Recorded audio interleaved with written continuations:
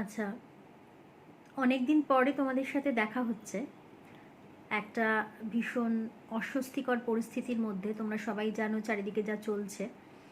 কিন্তু আমাদের তো আমাদের লেখাপড়া আবার শুরু করতে হবে, কেন কি তোমরা ক্লাস 12 এবারে। ফলে আমরা জানি না অ্যাকাডেমিক ক্যালেন্ডারে কোনো চেঞ্জ হবে কি না। আমরা ধরে নিচ্ছি কোনো চেঞ্জ হবে না, সেটা ধরে নিয়েই কিন্তু আমাদের এগোতে হবে এবং তোমাদের ক্লাস 12-এর যে সিলেবাস সেটা শুরু করে দিতে হবে। তাই জন্যই আমাদের স্কুলের তরফ থেকে উদ্যোগ নেওয়া হয়েছে একটা হোয়াটসঅ্যাপ গ্রুপ খুলে তোমাদের লেখাপড়ার বিষয়ে কিছুটা আপডেট করে দেওয়া এবং কিভাবে তোমরা স্কুলে না এসেও এই হোয়াটসঅ্যাপের মাধ্যমে ক্লাসেসগুলোকে তোমরা ফলো করে কিভাবে তোমরা নিজেরাই নিজেদেরকে তৈরি করতে পারবে তার একটা দিক নির্দেশ দেওয়ার চেষ্টা করা। আমি জানি না যে এ ধরনের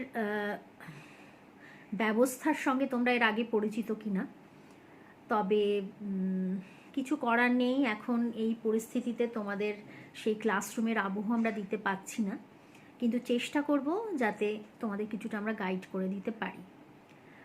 আমার যারা রাষ্ট্রবিজ্ঞানের ছাত্রছাত্রী আছো তাদের বলছি, দ্বাদশ শ্রেণীর যে সিলেবাস রয়েছে সেই সিলেবাসের প্রথম যে চ্যাপ্টার সেটা হচ্ছে আন্তর্জাতিক সম্পর্কের কতগুলি মৌলিক ধারণা। এই চ্যাপ্টারটা থেকে কিন্তু মূলত তোমাদের বড় প্রশ্ন মানে 8 নম্বরের প্রশ্ন আসবে। সুতরাং এই চ্যাপ্টারের প্রত্যেকটা সেগমেন্ট বা প্রত্যেকটা অংশ তোমাদের খুব গুরুত্ব দিয়ে বুঝতে হবে। আমরা যদি খুব কি বলবো সাদামাঠাভাবে একটা বিশ্লেষণের চেষ্টা করি যে কিভাবে আমরা অধ্যায়টাকে ভাগ করব, তাহলে বলবো প্রথমেই হচ্ছে যেটা আমাদের আলোচ্যসূচিতে আসবে সেটা হচ্ছে আন্তর্জাতিক সম্পর্ক বলতে আমরা কি বুঝি। তারপরে আসবে আন্তর্জাতিক সম্পর্ক একটি পৃথক শাস্ত্র হিসেবে কিভাবে নিজের চলার পথ শুরু করেছিল এবং আজকে সে কোথায় দাঁড়িয়ে আছে, এবং আন্তর্জাতিক সম্পর্কের কতগুলো মৌলিক ধারণা হিসেবে আমাদের পড়তে হবে জাতীয় ক্ষমতা, জাতীয় স্বার্থ এবং বিশ্বায়নের ধারণা। এই যে টপিকগুলো আমি একে একে বলে গেলাম, সেখানে কিন্তু তোমরা অনেক সাব টপিকও পাবে। তোমরা যখন বই খুলবে, যে কোনো একটা স্ট্যান্ডার্ড ক্লাস 12-এর বই যদি তোমরা দেখো, তার ফার্স্ট চ্যাপ্টারে কিন্তু একেবারে আলাদা আলাদা করে সেগমেন্ট ওয়াইজ করে দেওয়া রয়েছে। যে প্রথমেই আন্তর্জাতিক সম্পর্ক কাকে বলে তার আলোচনা আছে, তারপর একটি পৃথক শাস্ত্র হিসেবে এর যে উত্থান তার আলোচনা আছে, অর্থাৎ যেটাকে আমরা ডেভেলপমেন্ট বলতে পারি, ডেভেলপমেন্ট অফ আ সাবজেক্ট সেটা। এবং তারপরে দেখবে তোমরা আরেকটা আলোচনা আছে, সেটা হচ্ছে আন্তর্জাতিক সম্পর্ক এবং আন্তর্জাতিক রাজনীতির মধ্যে পার্থক্য কোথায়। এবং তারপরে আছে আন্তর্জাতিক সম্পর্কের মৌলিক ধারণা হিসেবে যে 3টে ধারণার কথা আমি বললাম, অর্থাৎ জাতীয় ক্ষমতা, জাতীয় স্বার্থ এবং বিশ্বায়নের ধারণা। আজকের এই প্রথম ক্লাসে আমি কিন্তু আন্তর্জাতিক সম্পর্কের একেবারে গোড়ার কথাটাই তোমাদের সাথে আলোচনা করব, অর্থাৎ আন্তর্জাতিক সম্পর্ক কাকে বলে এবং আন্তর্জাতিক সম্পর্ক একটা পৃথক শাস্ত্র হিসেবে কিভাবে নিজের শ্রীবৃদ্ধি ঘটিয়েছে, এবং সবশেষে আন্তর্জাতিক সম্পর্ক ও আন্তর্জাতিক রাজনীতির মধ্যে পার্থক্যটা ঠিক কোথায়। প্রথমেই যদি আমরা আলোচনায় ঢুকে পড়ি আন্তর্জাতিক সম্পর্ক কাকে বলে এই বিষয়ে, তাহলে আমি বলবো, দেখো আজকের দিনে এই যে করোনা বিদীর্ণ যে বিশ্ব পরিস্থিতি, সেখানে একটা শব্দের সাথে আমরা ভীষণ পরিচিত হয়ে গেছি, আইসোলেশন, তাই তো, অর্থাৎ আলাদা থাকা। আমরা এই আইসোলেশন শব্দটাকে কিন্তু ইন্টারন্যাশনাল রিলেশনের ক্ষেত্রে ব্যবহার করতে পারি, ইন্টারন্যাশনাল রিলেশনকে ব্যাখ্যা করার ক্ষেত্রে। কিভাবে? আমরা কিন্তু আজকে এমন একটা পৃথিবীতে বাস করছি যেটা হচ্ছে একটা নির্ভরশীল পৃথিবী, একটা ডিপেন্ডেন্ট ওয়ার্ল্ড। পৃথিবীর প্রত্যেকটা জাতিরাষ্ট্রের ওপরে কোনো না কোনো কারণে নির্ভরশীল। অর্থাৎ আজকের পরিস্থিতিতে কোনো জাতিরাষ্ট্রের পক্ষেই আইসোলেশনে বাঁচা সম্ভব নয়। অর্থাৎ একা একা বাঁচবো, বিচ্ছিন্ন একটা দ্বীপের মতো বাঁচবো বলে যদি কোনো জাতিরাষ্ট্র মনে করে, তবে সেটা কিন্তু সম্ভব নয়। কেন কি? তথ্য প্রযুক্তির উন্নতি, কারিগরি বিদ্যার উন্নতি, বিজ্ঞানের উন্নতি, ঠিক আছে, ব্যবসা বাণিজ্যের আদান প্রদান আজকে এমন একটা জায়গায় পৌঁছে গেছে যে প্রত্যেকটা জাতিরাষ্ট্রকেই কিন্তু প্রত্যেকটা জাতিরাষ্ট্রের ওপর নির্ভর করতে হচ্ছে। এই নির্ভরশীল পৃথিবীতে প্রতিটি জাতিরাষ্ট্রের সঙ্গে প্রতিটি জাতিরাষ্ট্রের যে মিথস্ক্রিয়া বা যে আদান প্রদান, তাকেই আমরা বলতে পারি আন্তর্জাতিক সম্পর্ক। অর্থাৎ আমরা যেটা প্রত্যেকেই জানি, দেখো যে আমাদের পরিবারে যেমন প্রত্যেকের সাথে প্রত্যেকের একটা সম্পর্ক থাকে, তাই তো? বাবা মায়ের মধ্যে সম্পর্ক থাকে, সন্তানের সাথে বাবা মায়ের সম্পর্ক থাকে, দাদু দিদার সাথে নাতি নাতনিদের সম্পর্ক থাকে। অর্থাৎ এই সম্পর্কগুলো কিন্তু সবটাই হচ্ছে আদান প্রদান নির্ভর, ঠিক আছে? এখানে হয়তো আদান প্রদানটা কীরকম, স্নেহের আদান প্রদান, ভালোবাসার আদান প্রদান, মেটেরিয়াল থিং হয়তো এখানে অনেক কম। কিন্তু রাষ্ট্রগুলোর ক্ষেত্রে যখন আমরা এই আদান প্রদানের কথা বলছি, তখন সেটা কী ধরনের আদান প্রদান হচ্ছে? সেটা হচ্ছে নলেজ বা জ্ঞানের আদান প্রদান, কারিগরি বিদ্যা বা টেকনোলজির আদান প্রদান, ব্যবসা বাণিজ্য, ঠিক আছে, অর্থাৎ কমার্স, ট্রেড অ্যান্ড কমার্স, এই যে আদান প্রদান, এবং সর্বোপরি যেটাকে আমরা বলি ডিপ্লোম্যাটিক রিলেশন, অর্থাৎ কূটনীতির আদান প্রদান। সুতরাং এই আদান প্রদানগুলোর মধ্যে দিয়ে কিন্তু প্রতিটি জাতিরাষ্ট্রের সঙ্গে প্রতিটি জাতিরাষ্ট্রের একটা সম্পর্ক গড়ে উঠছে। আন্তর্জাতিক পরিপ্রেক্ষিতে এই যে প্রতিটি জাতিরাষ্ট্রের সঙ্গে প্রতিটি জাতিরাষ্ট্রের গড়ে ওঠা সম্পর্ক, একেই আমরা বলছি আন্তর্জাতিক সম্পর্ক। তাহলে ব্যাপারটা অনেকটা পরিষ্কার হলো। আমাদের প্রতিবেশীদের সঙ্গেও তো আমাদের সম্পর্ক থাকে। সেক্ষেত্রে দেখো, রাষ্ট্রের প্রতিটি রাষ্ট্রের তো প্রতিবেশী রাষ্ট্র থাকে, তাদের সঙ্গেও তাদের সম্পর্ক গড়ে ওঠে, ঠিক আছে? এই সম্পর্কটাকেও আমরা আন্তর্জাতিক সম্পর্কের আওতায় আনতে পারি। তবে শুধুমাত্র প্রতিবেশী রাষ্ট্রের সঙ্গে সম্পর্ক নয়, বৃহত্তর অর্থে সারা পৃথিবীর জাতিরাষ্ট্রের সঙ্গে আমাদের যে সম্পর্ক স্থাপিত হয়, প্রতিটি জাতিরাষ্ট্রের সঙ্গে প্রতিটি জাতিরাষ্ট্রের, তাকেই বলা হচ্ছে আন্তর্জাতিক সম্পর্ক। এখন এই আন্তর্জাতিক সম্পর্ক একটা পৃথক শাস্ত্র হিসেবে কিন্তু আলোচনার যে পরিমণ্ডল সেখানে এসেছে অনেক পরে মানে আমি বলবো যে সমাজবিজ্ঞানের অনেক নবীনতম সদস্য হচ্ছে আন্তর্জাতিক সম্পর্ক। মূলত বিংশ শতাব্দীর প্রথম পর্বে, অর্থাৎ প্রথম বিশ্বযুদ্ধের পরপর একটি পৃথক শাস্ত্র হিসেবে আমরা আন্তর্জাতিক সম্পর্কের চর্চা হতে দেখি। তাহলে কি এর কোনো অতীত নেই? না, নিশ্চয়ই তা নয়। আমরা কিন্তু 5th সেঞ্চুরি বিসি, সেই সময়কার যে গ্রিস, সেখানে কিন্তু দেখেছি আন্তর্জাতিক সম্পর্কের চর্চা ছিল। অর্থাৎ আমরা বলতে পারি রাষ্ট্রের ধারণা যত পুরনো, আন্তর্জাতিক সম্পর্কের ধারণাও তত পুরনো। কারণ আন্তর্জাতিক সম্পর্ক মানে তো রাষ্ট্রের সাথে রাষ্ট্রের সম্পর্ক। সুতরাং রাষ্ট্রের ধারণা যত পুরনো, আন্তর্জাতিক সম্পর্কের ধারণাও তত পুরনো। সে অর্থে কিন্তু থুকিদিদিসের যে পেলোপনেশিয়ান ওয়ার বলে যে বিখ্যাত বইটি রয়েছে, সেখানে কিন্তু আমরা প্রথম আন্তর্জাতিক সম্পর্ক বা এই যে মানে ইন্টারস্টেট রিলেশন, আন্তঃরাষ্ট্র সম্পর্কের যে একটা ঘটনা, সেটার কিন্তু আমরা অস্তিত্ব দেখতে পাই। তারপরে কৌটিল্যের অর্থশাস্ত্র এবং ম্যাকিয়াভেলির দ্য প্রিন্স, এই সমস্ত বইগুলোতেও কিন্তু আমরা দেখেছি যে প্রাচীন গ্রিস, রোম, এমনকি ভারতবর্ষ, বিভিন্ন ছোট ছোট গোষ্ঠীগুলোর মধ্যে, উপজাতীয় গোষ্ঠীগুলোর মধ্যে, ছোট ছোট জনপদগুলোর মধ্যে নানান রকমের সম্পর্ক গড়ে উঠেছিল। সেই সম্পর্কগুলোকেও কিন্তু আমরা খুব প্যারোকিয়াল সেন্সে, অর্থাৎ খুব সংকীর্ণ অর্থে আমরা কিন্তু আন্তর্জাতিক সম্পর্কেরই একটা সংস্করণ বলতে পারি। হয়তো আজকে আমরা যেটাকে আন্তর্জাতিক সম্পর্ক বলছি তার মতো ব্যাপ্তি তার ছিল না। সেই সম্পর্কগুলো হয়তো ভীষণভাবে আঞ্চলিক ছিল, শুধুমাত্র কূটনীতি নির্ভর ছিল, ব্যাপ্তির দিক থেকে হয়তো কিছুটা খামতি তাদের ছিল।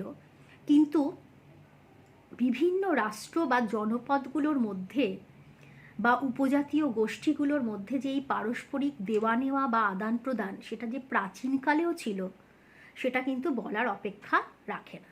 আমরা জানি সুমেরীয়দের সঙ্গে সিন্ধু সভ্যতার মানুষেদের বাণিজ্যিক আদান প্রদান হতো, তাহলে সেটাকে কি আমরা ইন্টারন্যাশনাল ট্রেড বলতে পারি না? হয়তো পারি, নিশ্চয়ই পারি। কিন্তু আজকে যে অর্থে আমরা একটা ব্যাপক বিশ্ব বাজার দেখতে পাচ্ছি, অর্থাৎ পৃথিবীর যে কোনো কোনায় তুমি পৌঁছে যেতে পারছো তোমার সামগ্রী নিয়ে, সেটা হয়তো সেই ব্যাপকতাটা হয়তো তখন ছিল না। সেটাকে আমরা খুব বড় করে বললেও হয়তো ভীষণভাবে আমরা খুব সংক্ষিপ্ত আকারে একটা আঞ্চলিক ব্যাপ্তি তার ছিল, এটাই বলতে পারি। সুতরাং আজকের যে আন্তর্জাতিক সম্পর্ক যেটাকে আমরা বলছি, সেই অর্থে হয়তো প্রাচীনকালের আন্তর্জাতিক সম্পর্কের থেকে তার কিছুটা বিভিন্নতা বা পার্থক্য রয়েছে।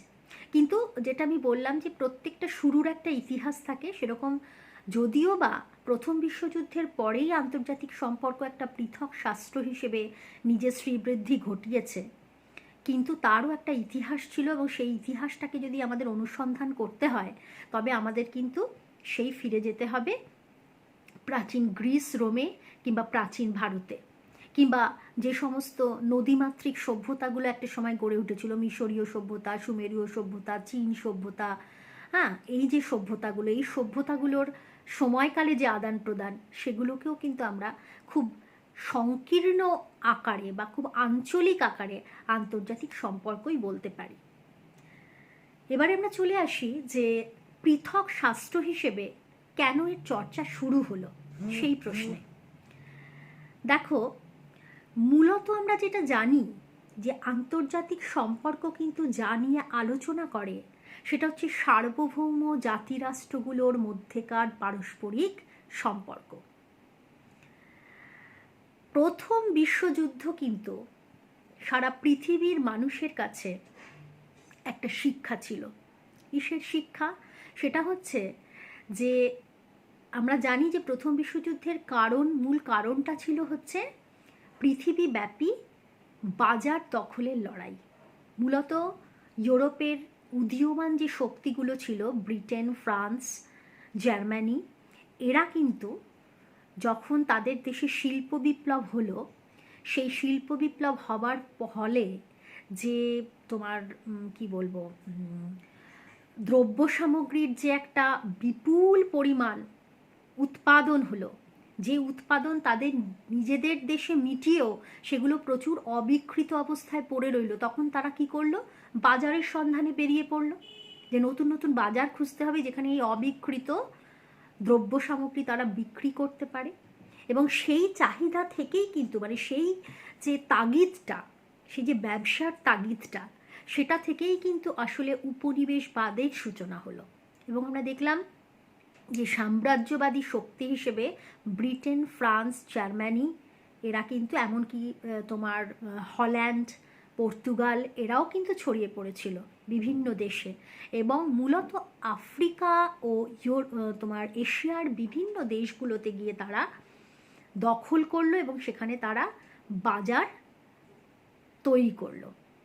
এই বাজারকে দখল করা নিয়েই কিন্তু শুরু হয়ে গেল লড়াই, এবং এটাই ছিল মূলত কিন্তু খুব সাদামাটাভাবে বলতে গেলে প্রথম বিশ্বযুদ্ধের কারণ। আসলে কিন্তু প্রথম বিশ্বযুদ্ধের মূল কারণটা হচ্ছে ইউরোপের শক্তি সাম্যের, কি বলবো, মানে শক্তি সাম্য শেষ হয়ে গিয়েছিল, শক্তি সাম্য আর সাম্যতা সেখানে ছিল না। অর্থাৎ ব্যালেন্স অফ পাওয়ার, যেটা মানে সবকটা যদি শক্তিশালী রাষ্ট্র হয় তাহলে সেখানে কিন্তু কি হয় না, কোনো রকম সংঘাতের অবকাশ থাকে না।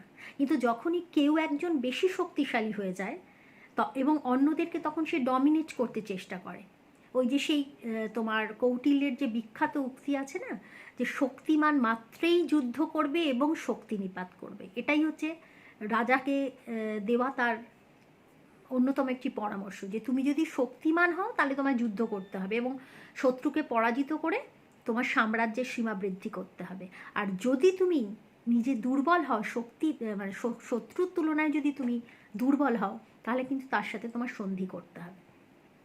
তো সেটা অন্য প্রসঙ্গ। মূলত হচ্ছে আমি যেটা বলতে চাই যে এটা হচ্ছে প্রথম বিশ্বযুদ্ধের মতো এত বড় একটা ঘটনা, যেটা কিন্তু একটা সারা পৃথিবীর কাছে একটা ট্রমা ছিল আমি বলতে পারি, সেটা কিন্তু সমাজবিজ্ঞানীদের চোখ খুলে দিয়েছিল যে কেন এটা হলো একটা রাষ্ট্রের সঙ্গে আরেকটা রাষ্ট্রের। কারণ প্রথম বিশ্বযুদ্ধের আগে পর্যন্ত কিন্তু বিভিন্ন রাষ্ট্রের মধ্যে যে সমস্ত চুক্তিগুলো হতো সেগুলো কিন্তু থাকতো হচ্ছে সিক্রেট, অর্থাৎ সেগুলোতে ভীষণভাবে একটা গোপনীয়তা রাখা হতো।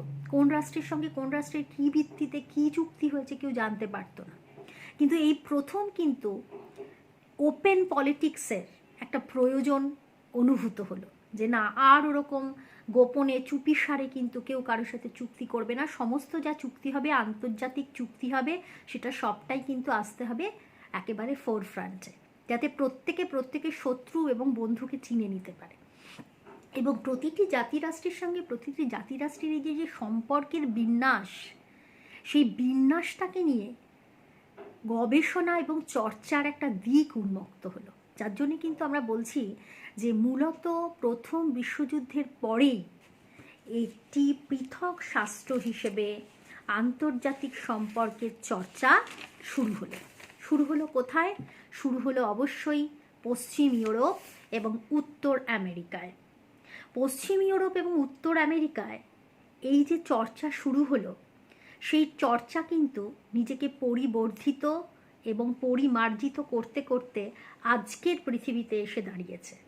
অবশ্যই 1919-এর যে ক্ষমতার বিন্যাস পৃথিবী জুড়ে ছিল, তার থেকে আমরা কিন্তু যোজন দূরে চলে এসেছি। আজকে কিন্তু আর সেই ক্ষমতার বিন্যাস নেই, ক্ষমতার বিন্যাস অনেক পাল্টে গেছে। আরেকটা বিশ্বযুদ্ধ হয়েছে, দ্বিতীয় বিশ্বযুদ্ধ হয়েছে, তারপর প্রায় 40 বছর ধরে একটা ঠান্ডা লড়াই হয়েছে, এবং অবশ্যই তৃতীয় বিশ্বের বিভিন্ন দেশগুলো তারা একে একে ঔপনিবেশিকতার বেড়াজাল থেকে মুক্ত হয়েছে। ফলে তাদেরও কিন্তু একটা কথা বলার জায়গা, একটা প্ল্যাটফর্ম তৈরি হয়েছে। ফলে পৃথিবীর ক্ষমতার যে বিন্যাস, সেটা কিন্তু পুরোপুরি পাল্টে গিয়েছে 1919-এর তুলনায় বর্তমানে। তাই যেখানে বা যে প্রয়োজনের তাগিদে আন্তর্জাতিক সম্পর্ক একটা পৃথক শাস্ত্র হিসেবে নিজের উত্থান ঘটিয়েছিল, সেটা প্রতিদিনের প্রয়োজনের সাথে সাথে কিন্তু নিজেকে পরিমার্জিত করেছে, পরিবর্ধিত করেছে। এবং ভীষণভাবে তোমরা নিশ্চয়ই বুঝতে পারছো যে কতটা প্রাসঙ্গিক এই বিষয়ের আলোচনা।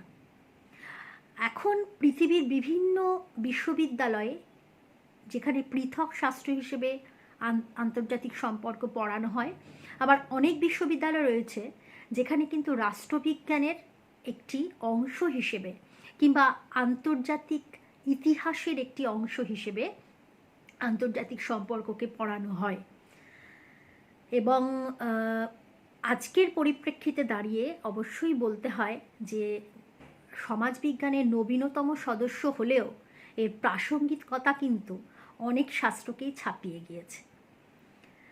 প্রথম বিশ্বযুদ্ধ এই দিকটাকে উন্মোচন করে দিল যে প্রতিটি জাতিরাষ্ট্রের সঙ্গে প্রতিটি জাতিরাষ্ট্রের যে সম্পর্কের বিন্যাস, সেই সম্পর্ক কিন্তু কেবলমাত্র রাজনৈতিক নয়, সেই সম্পর্ক অর্থনৈতিক, সেই সম্পর্ক সামাজিক, সেই সম্পর্ক সাংস্কৃতিক, এবং অবশ্যই সেই সম্পর্ক হচ্ছে পারস্পরিক আদান প্রদানের।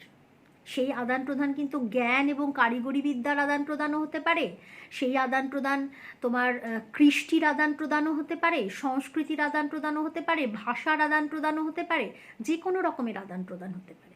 সুতরাং কেবলমাত্র রাজনীতি নয়, তার সাথে মানব জীবনের বিভিন্ন প্রেক্ষিতের যে আদান প্রদান দুটো রাষ্ট্রের মধ্যে, দুটো জাতিরাষ্ট্রের মধ্যে গড়ে ওঠে, সেটাই হচ্ছে মূলত রাষ্ট্রবিজ্ঞানের আলোচ্য বিষয়।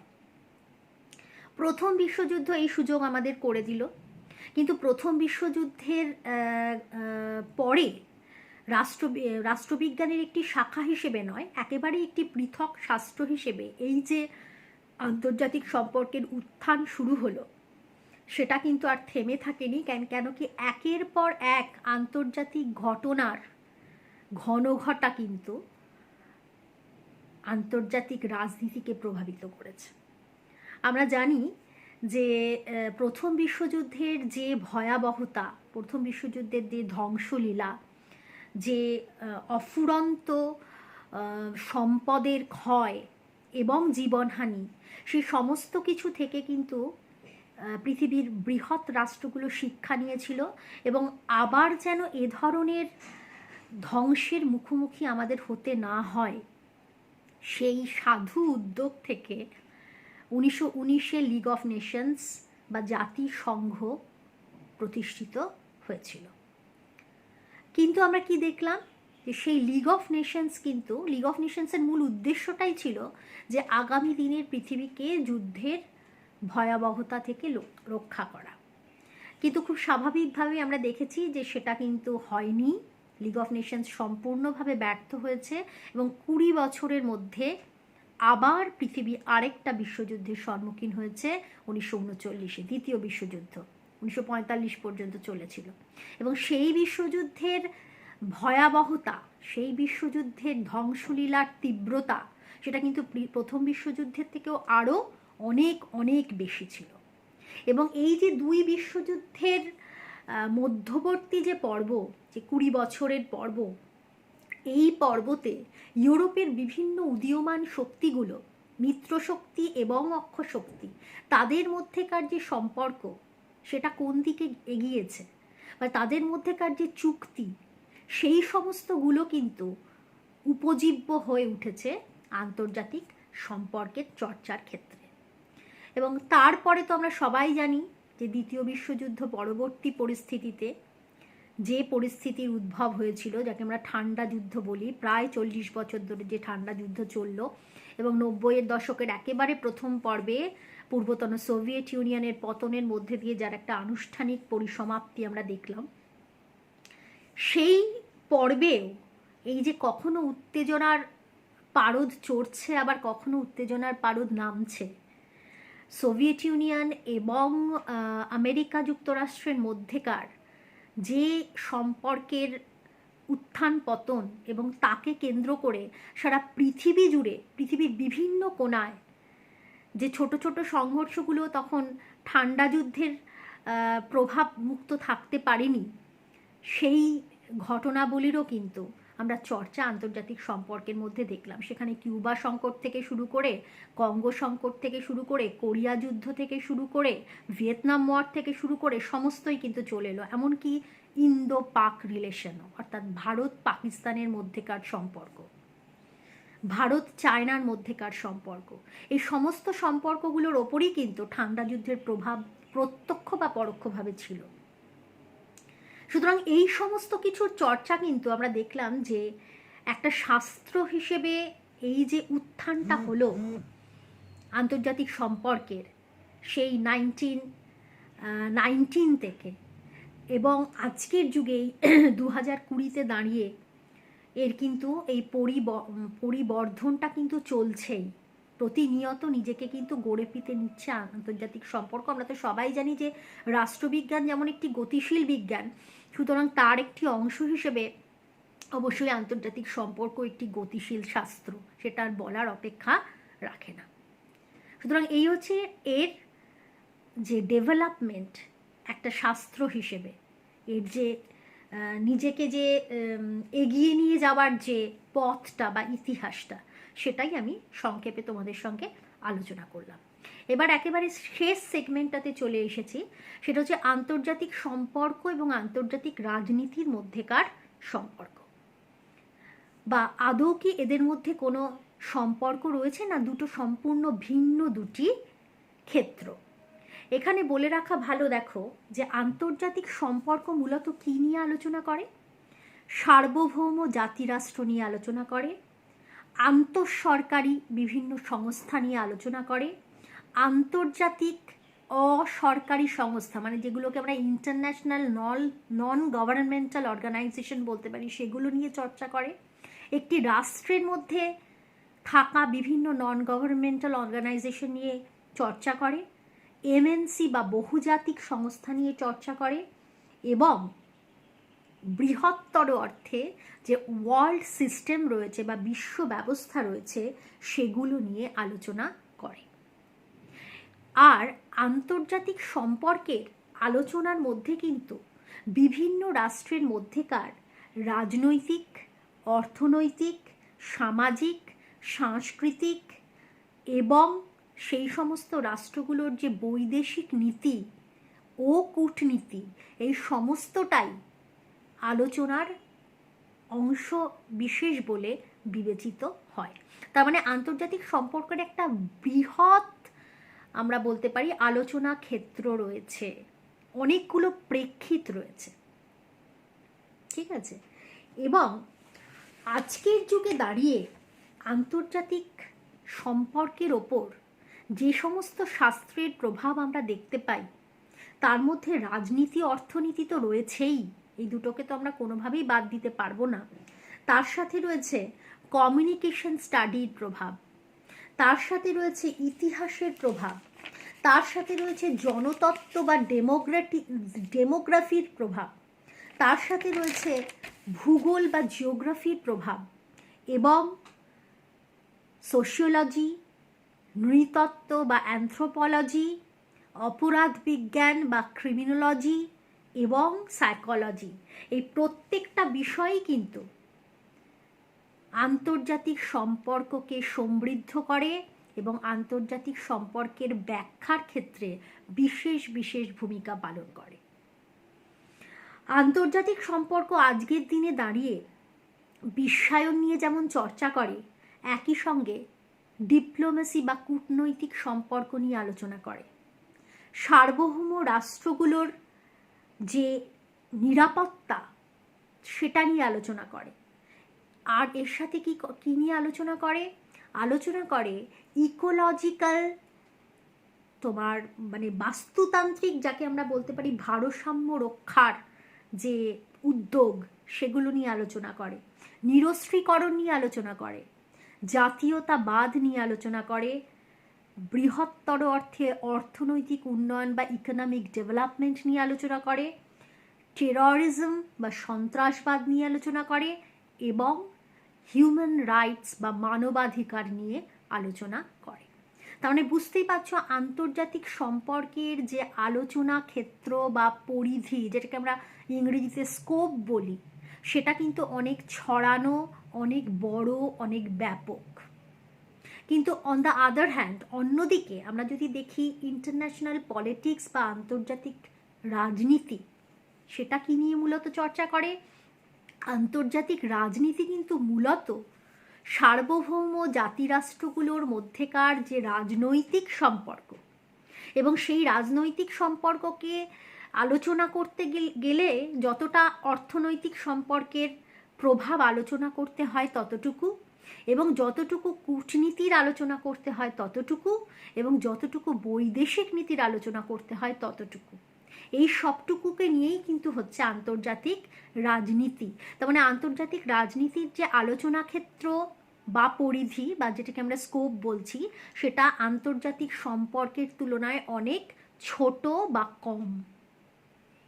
আন্তর্জাতিক সম্পর্ক যেখানে দুটো রাষ্ট্রের মধ্যেকার রাজনীতি, অর্থনীতি, সমাজনীতি, সংস্কৃতি, ভাষা, এই সমস্ত প্রেক্ষিত নিয়ে আলোচনা করছে, সেখানে কিন্তু আন্তর্জাতিক রাজনীতির আলোচনা ক্ষেত্র কেবলমাত্র রাজনীতি এবং কূটনীতি এবং বৈদেশিক নীতির চর্চার মধ্যে সীমাবদ্ধ থাকছে। তাহলে তোমরা বুঝতে পারলে আজকের ক্লাসে কিন্তু আমি 3টে সেগমেন্ট আলোচনা করলাম। প্রথমে বলেছি আন্তর্জাতিক সম্পর্ক বলতে আমরা কি বুঝি, তারপরে মাঝে বলেছি আন্তর্জাতিক সম্পর্ক একটা পৃথক শাস্ত্র হিসেবে কিভাবে নিজের উত্থান ঘটিয়েছে, শ্রীবৃদ্ধি ঘটিয়েছে, এবং আজকে এই 2020-তে কোথায় এসে দাঁড়িয়েছে। এবং সবশেষ যে সেগমেন্টটা আলোচনা করলাম সেটা হচ্ছে আন্তর্জাতিক সম্পর্ক এবং আন্তর্জাতিক রাজনীতির মধ্যে পারস্পরিক যে বিভাজন রয়েছে বা যে পার্থক্য রয়েছে, সেই পার্থক্যটা ঠিক কিসের ভিত্তিতে, সেই ভিত্তিটা আলোচনা করলাম। ফার্স্ট চ্যাপ্টারের প্রথম 3টে সেগমেন্টের আলোচনা আমার হয়ে গেল। এরপরে আমরা 3টে কম্পোনেন্ট ইন্টারন্যাশনাল রিলেশনের, অর্থাৎ আন্তর্জাতিক সম্পর্কের যে 3টে মৌলিক ধারণা, সেই মৌলিক ধারণাগুলোর আলোচনা পরের ক্লাসগুলোতে করার চেষ্টা করব। এই 3টে মৌলিক ধারণা কি কি? একটা হচ্ছে জাতীয় ক্ষমতা, একটা হচ্ছে জাতীয় স্বার্থ, আরেকটা হচ্ছে বিশ্বায়ন। অর্থাৎ জাতীয় ক্ষমতা মানে ন্যাশনাল পাওয়ার, জাতীয় স্বার্থ মানে ন্যাশনাল ইন্টারেস্ট, এবং বিশ্বায়ন মানে হচ্ছে গ্লোবালাইজেশন। আমি চেষ্টা করব আলাদা আলাদা 3টে ক্লাসে এই 3টে বিষয় আলোচনা করার। তোমরা সবাই সুস্থ থেকো, ভালো থেকো, বাড়ি থেকে বেরিও না, এই কামনা রেখে আজকে ক্লাস শেষ করছি।